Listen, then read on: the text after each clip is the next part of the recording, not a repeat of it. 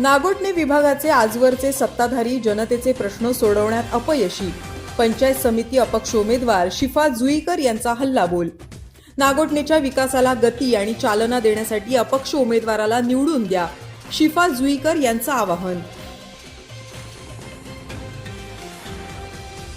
रायगड जिल्ह्यात जिल्हा परिषद आणि पंचायत समिती निवडणुकीत आपलं अस्तित्व सिद्ध करण्यासाठी सर्व राजकीय पक्ष आणि नेते मंडळींनी जोरदार मोर्चे बांधणी सुरू केली आहे. रोहा तालुक्यातील नागोठण्याचं राजकारणही चांगलंच तापलंय. नागोठण्यात पंचायत समिती निवडणुकीत दिग्गज चेहरे मैदानात उतरून आपलं नशीब आजमावतायत. अशातच रोहा तालुक्यातील नागोठणे पंचायत समिती 77 गणातून अपक्ष उमेदवार म्हणून तरुण उच्च शिक्षित आणि विकास दृष्टी असलेल्या शिफा मंजर जुईकर यांनी उमेदवारी अर्ज दाखल केलाय. शिफा जुईकर यांच्या अपक्ष उमेदवारीने प्रस्थापित उमेदवारांपुढे एक तगडं आव्हान उभं राहिलंय. शिफा जुईकर यांना निवडून देण्यासाठी जनतेने देखील स्वयंस्फूर्तीने पुढाकार घेतल्याचं पाहायला मिळतंय. जनतेला आवश्यक शुद्ध पाणी, आरोग्य, शिक्षण, पायाभूत मूलभूत नागरी सेवा सुविधा उपलब्ध करून देणं, पारदर्शक आणि लोकाभिमुख कारभार आणि विकासात्मक मुद्द्यावर आपण निवडणुकीला सामोरं जात असल्याचं शिफा जुईकर यांनी सांगितलं. आजवर सत्तेत असलेल्या लोकप्रतिनिधींनी जनतेची एकूणच विकास कामाबाबत घोर निराशा केली आहे. पिण्याचं पाणी असो, महापूर असो, कचरा व्यवस्थापन, वाहतूक कोंडी हे महत्त्वाचे प्रश्न वर्षानुवर्ष इथल्या जनतेला भेडसावतायत. या समस्या सोडवण्यात आजवरचे लोकप्रतिनिधी अपयशी ठरले आहेत. खरं पाहता नागोठणे विभागाचा विकास सर्वांगाने खुंटला असून विकासाला गती आणि चालना देण्यासाठी आणि जनतेला अपेक्षित विकास घडवून आणण्यासाठी अपक्ष उमेदवाराला बहुमताने निवडून देण्याचं आवाहन जुईकर यांनी केलंय. दम्मशील सावंतसह न्यूज ब्युरो, रायगड.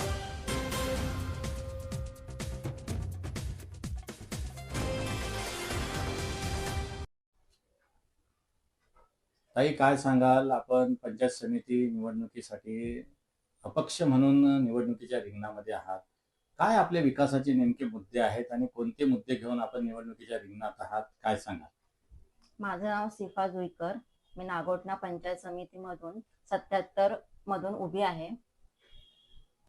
आम्हाला फक्त नागोठण्याचा विकास करायचा आहे. दुसऱ्यांसारखं असं नाही की एवढे नेते येतात आजपर्यंत, पण त्यांनी अजूनपर्यंत कोणताच विकास केला नाही. ते आम्हाला फक्त आश्वासनं देतात की आम्ही हे करू ते करू, पण ते काही करत नाही. वोटिंग पुरता ते येतात, वोटिंग आम्हाला वोट द्या, आम्ही तुमचं सगळं कामं करू, पण ते आजपर्यंत त्यांनी काहीच केले नाही. मेन समस्या आहे ती म्हणजे नागोठण्यामधली पाण्याची. फिल्टर पाणी नाहीये आणि जास्त पाऊस पडल्यानंतर लगेच पाणी येतो आणि तो पाणी असा येतो की पूर्ण बाजारात सगळ्यांच्या घरामध्ये जातो. दुसरं आहे ते ट्रॅफिक. नागोठणा बाजारामध्ये एवढे ट्रॅफिक होते की मुलांना आपण बाजारामध्ये सोबत घेऊन जाऊ शकत नाही. आणि त्याच्यानंतर तिसरं आहे ते मीरानगरमध्ये जे काही मुंबई गोवा हायवेवर जे ब्रिज झाले आहे, त्या ब्रिज मधून त्यांना नागोठण्यामध्ये येण्यासाठी सबवे दिलेला नाहीये. ते फक्त सबवे कशासाठी दिलेला आहे तर रिलायन्स कंपनीसाठी दिलेला आहे. म्हणजे त्या मुलांना आज स्कूलमध्ये येण्यासाठी काही सेफ्टी नाहीये. आणि जे आपण नागोठण्यामध्ये घुसल्यानंतर साईडला बघितल्यानंतर इकडे बघू तिकडे बघू सगळीकडे कचरा असतो. आणि नागोठण्यात चारही बाजूने तर पूर्ण कचरा, त्याच्यामुळे सगळी आजार बिमारी होण्याची शक्यता असते. यासाठी आम्ही आज उभे आहोत, हे सगळे प्रश्न सोडवण्यासाठी. आणि आम्हाला विकास करायचा आहे. दुसऱ्यांसारखं असं नाही की स्वतःचे जेब भरायचे. बस आम्हाला फक्त एकच ध्येय आहे की विकास करायचा आहे.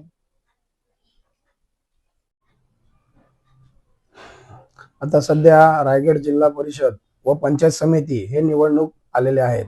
त्या निवडणुकीकरिता अपक्ष फॉर्म म्हणून आम्ही भरलेला आहे. अनेक वर्षापासून समाजकारण करता करता आता आपल्याला निवडणूक लढवायची आहे.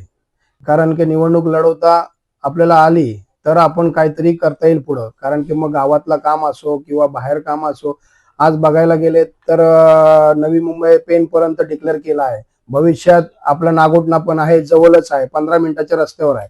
तर इथं विकास कसा व्हायला पाहिजे होता. नॅशनल हायवे पासून हॉस्पिटल आहे, हॉस्पिटलमध्ये सुसुविधा किंवा मोठा हॉस्पिटल करण्यात यायला पाहिजे.